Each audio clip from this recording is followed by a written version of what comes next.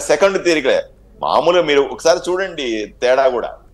జగన్మోహన్ రెడ్డి గారు 2019లో అధికారంలోకి వచ్చిన మరుక్షణం మొదటి 60 రోజుల్లో చూడండి ఎంత కక్షాపూరిత రాజకీయాలు చేసినారో.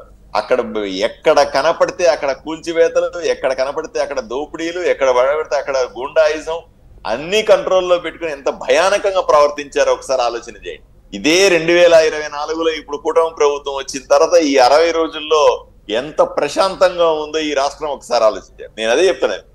జగన్మోహన్ రెడ్డి గారు చూడండి, నాడు నేడు అనేది నువ్వు క్యాప్షన్ పెట్టావు కదా స్కూళ్లకు వాటి కోసం, ఇది చూడండి నాడు నేడు. ఆ రోజు మీరు చేసిన పనులు, ఈ రోజు మేము చేస్తున్న పనులు.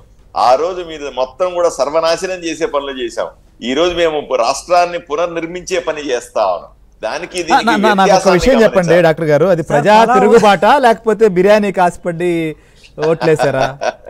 సార్ ఒకటి చెప్తాను సార్, మీది ఇది మాత్రం నమ్మాలి. ఇప్పుడు నేను ఎమ్మెల్యేగా పోటీ చేసినప్పుడు బిర్యానీ వదిలిపెట్టండి, మద్యం మొదలు పెట్టండి, ఇంటింటికి డబ్బులు పంచే పని మొదలుపెట్టి నేను మా ఊర్లో డబ్బులు పంచినప్పుడు ఎవరికి చేరలా. ఆ మధ్యలో కొంత ఇబ్బందులు వచ్చేసి అసలు మా ప్రజలకి నేను ₹1 డబ్బు పంచింది లేదు, చేరలేదు వాళ్ళకి నిజంగా. అయినప్పటికీ కూడా నాకు 18,500 ఓట్ల మెజారిటీతో నన్ను ప్రజలు గెలిపించినారంటే ఏం ఆశించి గెలిపించుంటారో ఆలోచన చేయండి. డబ్బు ఆశించి గెలిపించి ఉంటారా, వీళ్ళు అడుగుతున్న బిర్యానీ ఆశించి గెలిపించి ఉంటారా, లేకపోతే అధికారంలో వాళ్లే ఉన్నారు కదా. నా మీద ఎలక్షన్ టైంలో 4 కేసులు పెట్టినారు, అడుగడుగున ఆటంకాలు సృష్టించినారు. మరి అధికారం చేతిలో ఉంది కదా, అధికార మదంతో విర్రవీగారు కదా, మరి వాళ్ళు గెలవాలి కదా. అట్లా దాన్ని కూడా ప్రజలు కాదని చెప్పి మాకు ఓట్లు వేసారు కదా. ప్రజలు ఇక్కడ ఒకటే ఆలోచన చేశారు, జగన్మోహన్ రెడ్డి గారు ఈ రాష్ట్రానికి ముఖ్యమంత్రిగా పనికిరాడు అనుకున్నారు. ఇతని ప్రభుత్వం పోతే తప్ప, ఈ ఎమ్మెల్యేలు పోతే తప్ప ఈ ఊర్లు బాగుపడవు అనే నిర్ణయానికి వచ్చి, అయ్యా బిర్యానీ కాదు పడగా మేము బతికుంటే చాలరా నాయన అనుకునేవాడు. ఆ పొలాలు చూడండి, రీసర్వే పేరుతో ఇప్పటికి కూడా గించుకుంటున్నాం మనం. పొలాల పేర్లతో వీళ్ల పేర్లు వాళ్ళ పేర్లు అన్ని కలాబిలి చేసి ఎవడి పేరు దాన్ని ఎక్కించకుండా ఆ రెవెన్యూ రికార్డులన్నీ గందరగోళం చేసి పెట్టేయడం వల్ల ఈ రోజు గ్రామాల్లోకి పోయి చూడండి సార్ ఎంత ఇబ్బంది పడతా ఉన్నారో, ఎన్ని గొడవలు అవుతా ఉన్నాయో.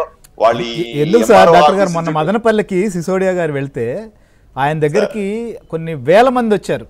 అసలు ఆయన కలెక్టర్ల మీటింగ్ లో కూడా చెప్పారు, అసలు ఇంతమంది నా దగ్గరికి రావడం ఏంటి, మీరే చేయాలని చెప్పి వాళ్ళు అడగడం ఏంటి అనేటువంటి పరిస్థితి ఎందుకు వచ్చింది అసలుకి?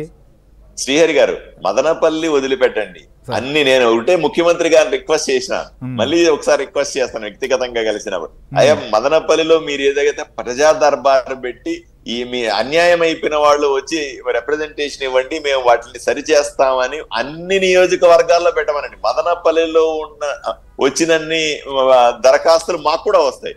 నేను ఆదోన్లో పెట్టినా కూడా ఆ మదనపల్లి ఎన్ని దరఖాస్తులు వచ్చినాయి అంతమంది క్యూలో నిలబడి ఇస్తారు. ఈ ఊరు ఆ ఊరు అని లేదు శ్రీహరి గారు, అన్ని ఊర్లలో ఇదే రకమైన దోపిడీ జరిగింది, అన్ని ఊర్లలో ఇదే రకమైన అరాచకం జరిగింది, అన్ని ఊర్లలో ఇదే రకమైనటువంటి స్థలాన్ని దోచుకోవడమే జరిగింది, వాళ్ళ పేర్లు మార్చుకోవడమే జరిగింది, అంత గందరగోళమే జరిగింది. సో ఆ ఊరు ఈ ఊరు అని లేదు, అన్ని ఊర్లో అదే ఉంది. దీన్ని సరిచేయాల్సిన బాధ్యత కూడా ఇప్పుడు కుటుంబ ప్రభుత్వం మీద. అందువల్ల మేము బాధ్యతగా వ్యవహరిస్తా ఉన్నాం. మేము నియోజకవర్గాల్లో ఉన్నాం. ముఖ్యమంత్రి గారు రాత్రి పగలు అనకుండా ఈ రోజు ప్రతి ఒక్క అన్ని ఆఫీసర్ తో కూర్చొని మాట్లాడుతా ఉన్నాడు. ఈ రాష్ట్రాన్ని ఎలా బాగు చేసుకోవాలనుకున్నాడు. టైం తీసుకుంటా ఉన్నాం, తొందరపడి నిర్ణయాలు తీసుకోవట్లేదు. ఇసుక చూడండి సార్, ఇసుక ఇంతకుముందు ఏ రకంగా ఇసుకని ఒక ఆదాయ వనరుగా మార్చుకొని దోచుకున్నారు. అన్ని ఊర్లలో, మా ఊర్లో ఎమ్మెల్యేకి సగం ఆస్తులు కొన్నాడంటే ఆ ఇసుక డబ్బులతోనే కొన్నాడు. ఈ రోజు చూడండి ఇసుక ఫ్రీగా ఇస్తా ఉన్నాం మేము. ₹1 ఎవడు కూడా అవినీతి చెయ్యలేని విధంగా ఇసుకని దోలుతా ఉన్నాం ప్రజలకి. ఇంతకంటే బ్రహ్మాండమైన ప్రభుత్వాన్ని మీరు ఇసుక ఫ్రీగా ఇస్తున్నారు, లేకపోతే మేము ఇందాక జీవి రెడ్డి గారు చెప్పినట్టు మేము అనుకున్న ప్రకారం ఆల్రెడీ పెన్షన్ సంబంధించిన దాన్ని అమలు చేస్తున్నాం ఇన్ని చెప్తున్నారు, కానీ శాంతి భద్రతలకు సంబంధించిన అంశాన్ని అయితే మాత్రం చాలా పెద్ద ఇష్యూగా చూపిస్తున్నారు. రేపు మళ్ళీ నంద్యాల జిల్లాకు కూడా వెళ్ళబోతున్నారంట జగన్. అయితే అసలు భద్రత